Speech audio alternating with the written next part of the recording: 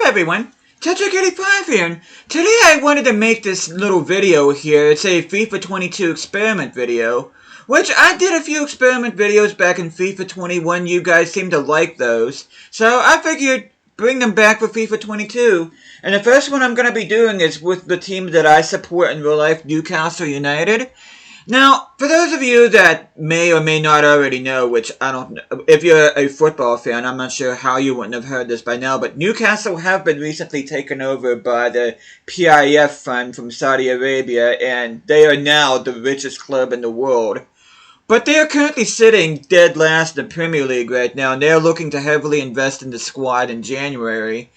And I'm making this video just because I'm wondering what would happen if Newcastle signed the marquee people that they've been linked with, which, I'm going to say this right now, the squad that I'm going to show you guys is not going to be realistic. I mean, yeah, Newcastle is probably going to have $250 million to spend, but having said that, it's still not enough to get everybody that they're linked with, or everybody that I'm going to be showing in my squad, But yeah, I just wanted to see what would happen, at least on the Switch version of FIFA 22, what would happen if Newcastle signed all the marquee players that they've been linked with.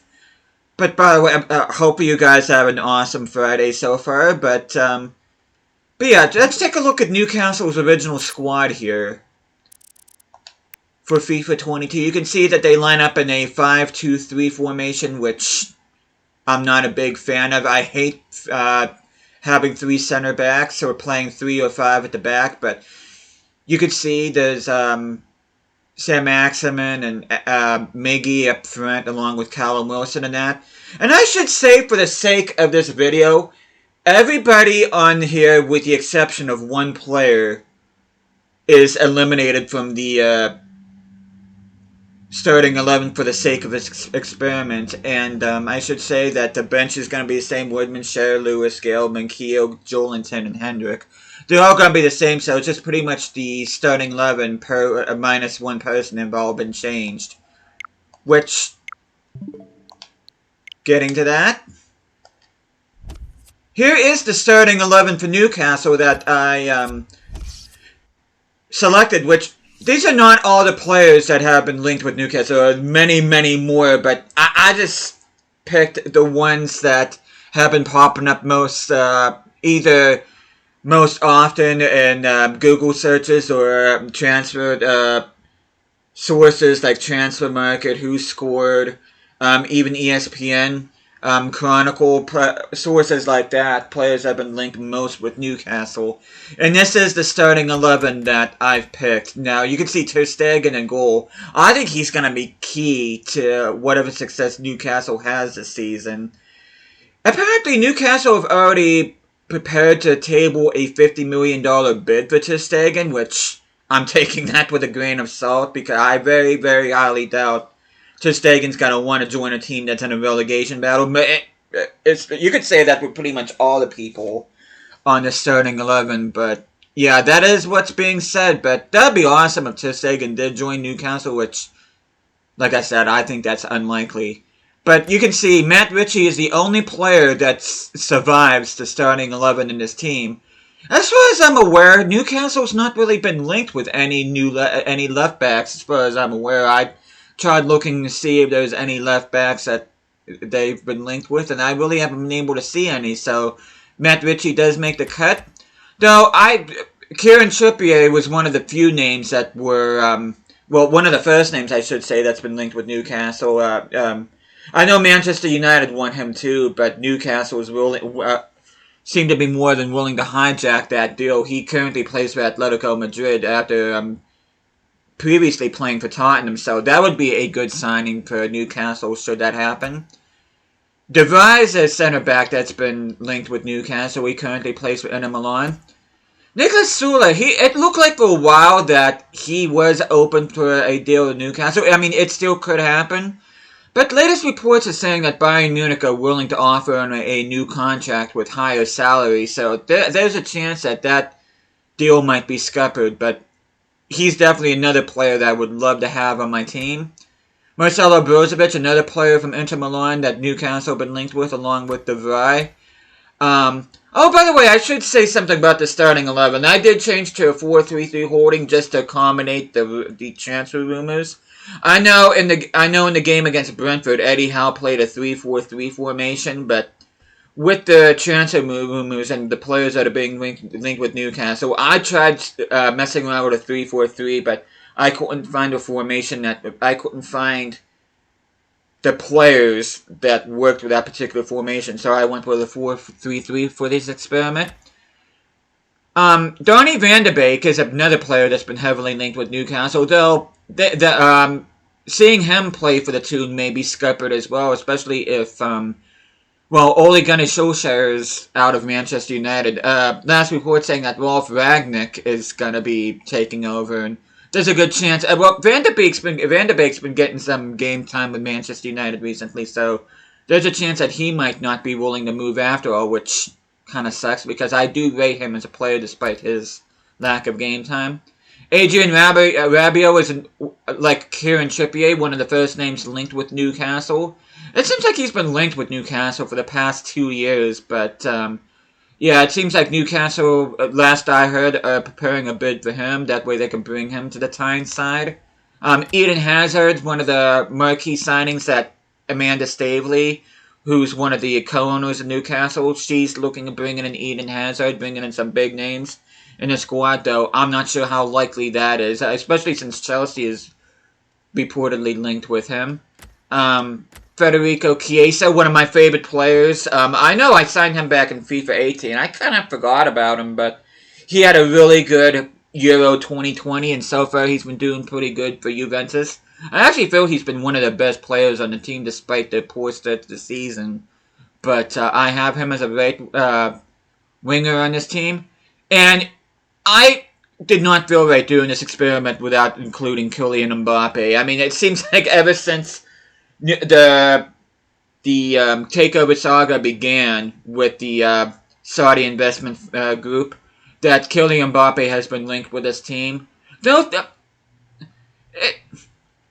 to be fair though, he is on the last year of his contract right now as PSG. He could go on a free in the summer. So I mean, I'm not saying that Kylian Mbappe would join Newcastle, especially since apparently, according to reports, he's keen on moving to Real Madrid. There is a realistic chance, if he does get from his contract, that he may. I mean, Newcastle could go in for him, but I just don't think. I mean, realistically, they could make a bid for him, but realistically, I don't see him joining. That's what I'm trying to say. I would love to see Mbappe join Newcastle, but I just don't think that's going to happen. But, hey, one could dream, right? I mean, then again, we've been linked with Erling Haaland, but I don't think, we're not going to get Erling Haaland either. But, yeah, I figured I'd put Kylian Mbappe in there just for the fun of it. Like I said, the bench is pretty much the same. Reserves are the same. Everybody else in my starting 11, I pretty much transferred to their former teams, with the exception of Paul Dummett. He came from the Newcastle Academy. I put him in free agency, but anyway, let's look at some of the objectives here. The board want us to reach the final, and they want us to reach the Champions League, which, considering that the team that I have, honestly, I think we should really be shooting to make a title run, if I'm being honest. I mean, minus Matt Ritchie. I think if there's one thing that's going to stop us from winning the title, it is going to be Matt Ritchie playing as left back, because Matt Ritchie is not a left back. I'm sorry, I don't know why he's been put as a wing back. I think he's awful defensively. He's much better on the attack.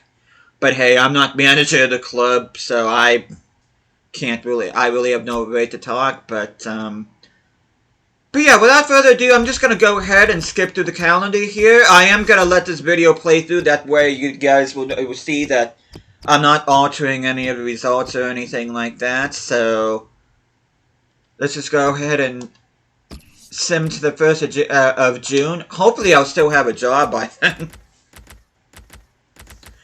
Now, I am planning on doing a career mode with Newcastle on the PlayStation 4, but I'm going to do something different with it, which... Oh, hey there, Nadic.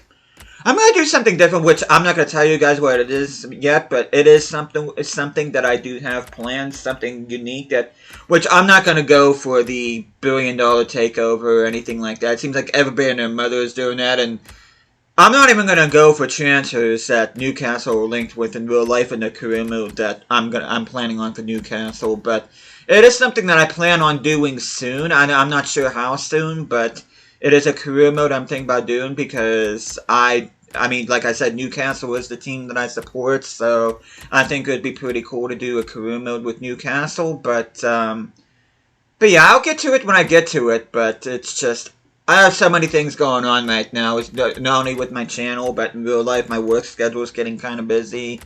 I'm playing a little bit of FIFA off camera on the side, and but yeah, I promise you guys that at some point I will have a Newcastle career mode in the near future. It's just in a matter of getting to it. But I do have something unique planned for it. Something that I don't think anybody else is doing on YouTube. So hopefully you guys are looking forward to that. But yeah, like I said earlier, Newcastle is at the time of recording this is dead. Well, it's still going to be because you guys are seeing it before the game against Arsenal. But Newcastle are currently sitting dead last in the Premier League right now. Last I looked, they were like 5 points adrift from safety. I mean, they're not in real dire straits yet, but they need to do something before January. I mean, the squad that they have now, they need to make something work.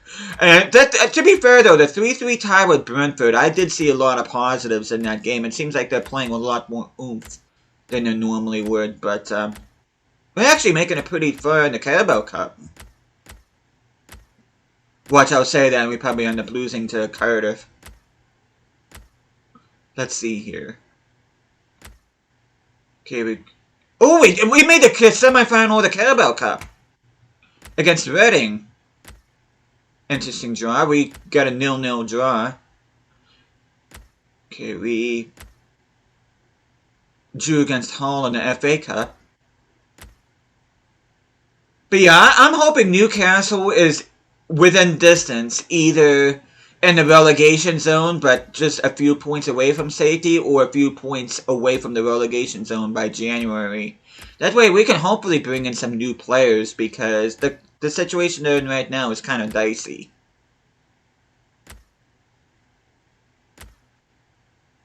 Oh, we made the Carabao Cup final. We might actually win some silverware. Oh, we're playing against Liverpool. Nope. Yeah, why not? Did we lose against Hull? I think we lost against Hull in the FA Cup. At least we reached an objective of reaching a...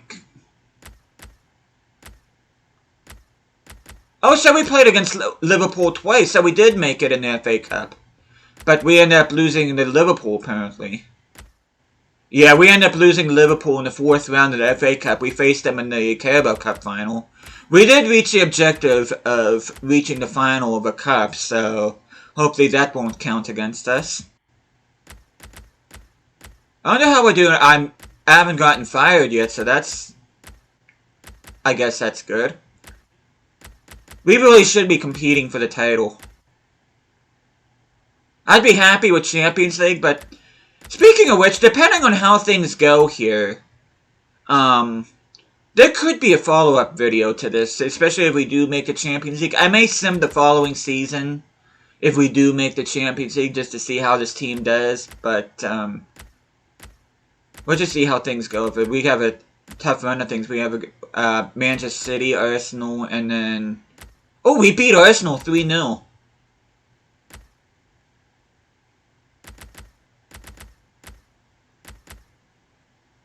Okay, let's see what the damage is.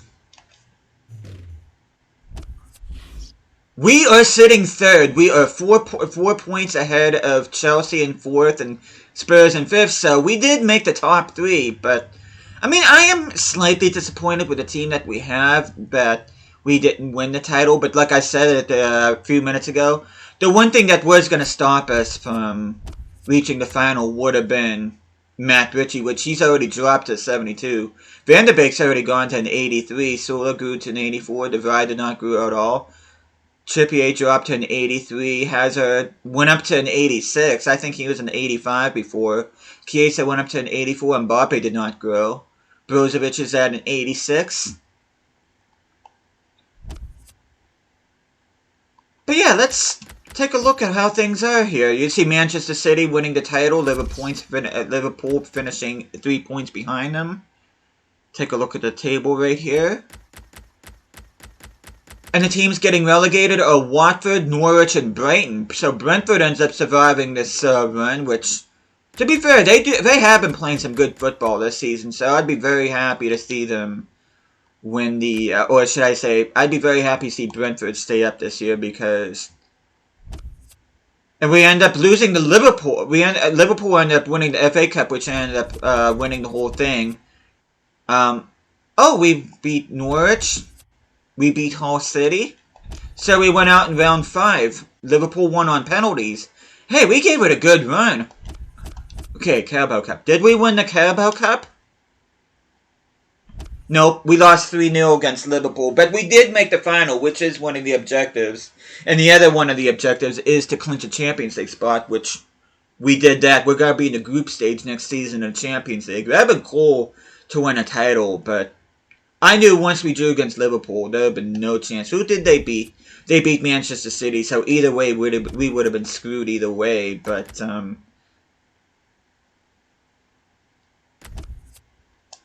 hey there, Pele.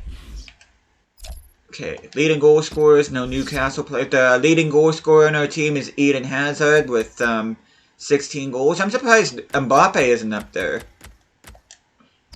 Assists. Hazard with 8 assists, 16 goals, 8 assists. Chiesa with 8 assists, which is impressive. What happened to Mbappe? Brozovic got 5 assists from CDM, that's kind of impressive. Ter Stegen, 18 clean sheets, tied with Edison, that's impressive. Not sure why I'm looking at cards, but... Okay, let's see some of our other stats. Zaha is the leading goal scorer there. Do we got anybody up there? Nope. Leading assists, no. No clean sheets. What about Carabao Cup? Okay. Mbappe was leading on Newcastle, leading goal scorer with 4. Brozovic with 3, which is impressive. Chiesa with 2 assists, the leading assister in the Carabao Cup for Newcastle. Ter Stegen, top clean sheet getter with 3.